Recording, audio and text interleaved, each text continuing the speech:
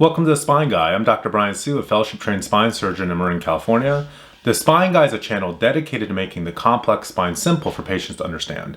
Today we'll be talking about the non-surgical treatments for lumbar spinal stenosis. On the prior episode, I talked about the symptoms of lumbar spinal stenosis. I'll be posting new videos frequently, so hit the subscribe button to catch them as they come out. As a reminder, lumbar spinal stenosis is compression of the nerves in the low back. Stenosis is a fancy word for narrowing, and that compression typically comes from bone spurs as a result of the aging spine. From an imaging standpoint, here's a normal spine, plenty of space for the nerves.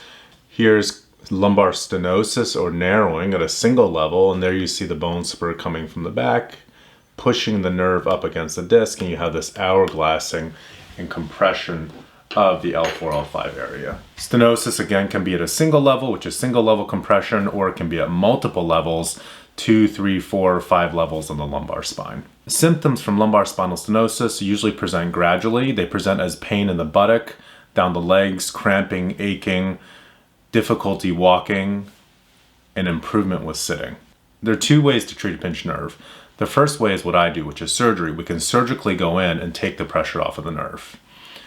The second way is to shrink the nerve so that the nerve can learn to live in a small space. Again, many patients have lumbar spinal stenosis, but it doesn't mean they all have symptoms, and in fact, it doesn't mean that they all have surgery. The fact that there is compression in the spine and there's compression seen on the MRI does not mean we have to do something about it surgically. I always tell patients we're here to treat the patient and their symptoms. We're not here to treat the MRI. The fact that the spine is narrowed is not dangerous. If you don't have symptoms from it, you can definitely leave it alone. You don't need surgery. You don't need to do any intervention just because there's compression seen on the MRI. The only time we do intervention is when there are symptoms from it, such as buttock and leg pain. We obviously prefer to avoid surgery, and in fact, most patients with lumbar spinal stenosis can avoid surgery by doing several non-operative things. So the first thing I'd recommend a patient with initial onset buttock and leg pain is good physical therapy and core strengthening. Physical therapy strengthens the core and it strengthens the muscles around the spine so that the muscles take the load instead of the discs, instead of the bone spurs, and so sometimes that can help. Medications can be a great solution for lumbar spinal stenosis. Typically what happens is a patient has pre-existing narrowing.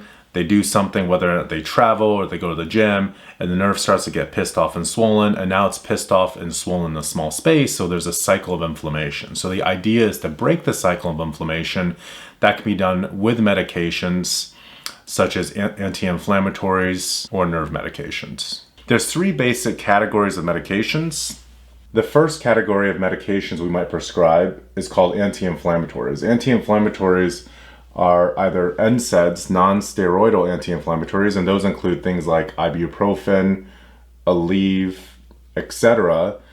The most important thing about an anti-inflammatory is to remember to take it consistently, because you really have to break that cycle of inflammation. So in the case of ibuprofen, you would take 800 milligrams 3 times a day, 14 days straight with food. In the case of Aleve, you would take 2 tablets in the morning, 2 tablets at night, 14 days straight, again with food. You have to build that baseline level of anti-inflammatory up to actually have an effect. You can't just take the anti-inflammatory when you have pain. The second class of anti-inflammatories is steroids. Steroids are a very strong anti-inflammatory. I don't suggest taking them along with NSAIDs. NSAIDs are over the counter. Steroid is something that has to be prescribed. But something I would typically prescribe is prednisone. Prednisone is oral steroid. It goes everywhere in the body, and it's usually in a taper. I personally prescribe 60 milligrams a day, 50, 40, 30, 20, 10, which is a 5-day taper dose.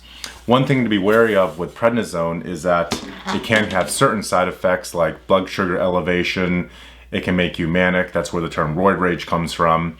But prednisone is the strongest anti-inflammatory we have, and I will typically prescribe that if somebody comes in with 10 out of 10 pain. The second type of medications that we might prescribe are narcotics. So narcotics are opiates, and you've heard about the opiate crisis, but sometimes narcotics are needed when the pain is really bad. The two general types are Norco or Percocet. Both of these are combination drugs. Norco is a combination of hydrocodone plus Tylenol, which is just over-the-counter Tylenol. Hydrocodone is really the opiate or the narcotic, but it's a combined drug. Percocet is a combination of oxycodone plus Tylenol, and their oxycodone is the opiate or narcotic. Oxycodone is stronger than hydrocodone. The reason I've circled Tylenol is because people die from Tylenol overdosages all the time. You hear about it. The maximum amount of Tylenol you should be taking, if you're taking these combined drugs, is 3 grams or 3,000 milligrams of Tylenol at once. Tylenol is also known as acetaminophen. And it's always interesting to me because we regulate opiates so much, but actually what could kill you is the Tylenol. It could send you into acute liver failure. The third type of medicine we typically prescribe is something called a nerve medication. These are medications that trick your brain into thinking that you don't have nerve pain. There are 2 basic types. One is Neurontin. That's the brand name. That is exactly the same as gabapentin, which is its scientific name. The other one is Lyrica, which is the brand name, and pregabalin is its scientific name.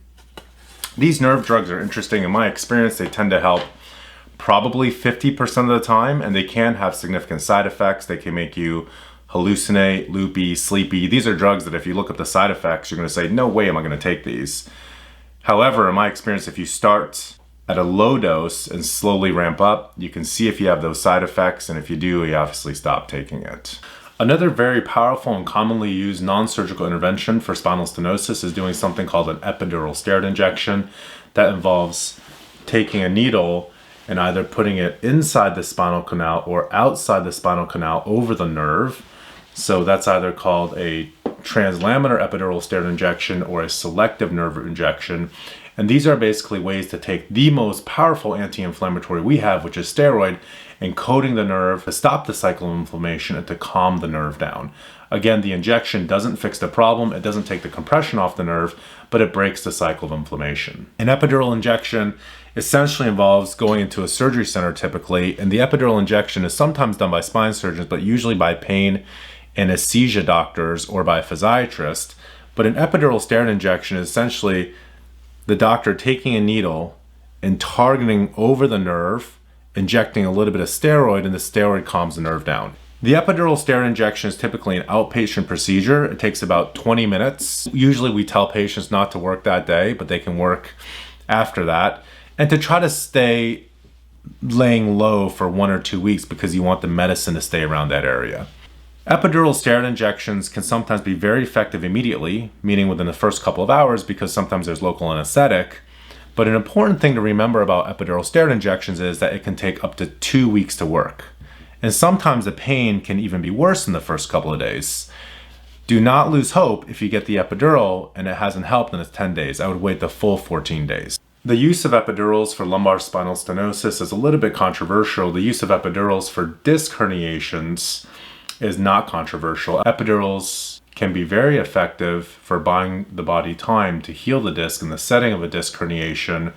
The literature on epidurals for lumbar spinal stenosis, because it's a structural problem, is frankly pretty weak. And in fact, some physicians feel that doing epidural is really just buying time and putting a band-aid on the problem and not actually fixing the structural problem.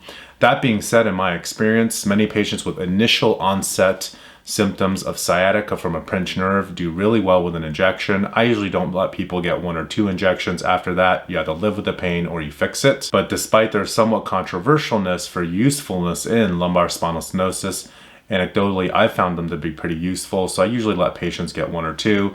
In my mind, if you can avoid surgery, why not? And the risk of doing an epidural is actually quite low. Lumbar spinal stenosis is a degenerative condition. That means it is age-related. People with lumbar spinal stenosis will probably get advancement of that stenosis with age. Again, just because you have the narrowing and just because the MRI shows increasing narrowing does not mean you have to have surgery. I would ask patients to think about surgery sooner rather than later if they start developing issues with progressive weakness, meaning when they're walking, they feel like their ankles or their thighs are getting progressively weaker. And when you get neurologically tested, the muscles are in fact weak. The other is bowel bladder control. It is actually quite unusual because this is a degenerative and not an acute condition that patients develop problems with bowel bladder control, meaning they're leaking urine or they're leaking stool. In that situation, obviously surgery is extremely urgent. You should go to a spine surgeon as soon as possible. The reason patients usually don't develop horrible bowel bladder issues or weakness is because lumbar spinal stenosis is a slow condition. Bowel bladder issues typically come when there's a normal spine and the spinal canal is open, and there is a big disc that shoots out and compresses the entire spine acutely.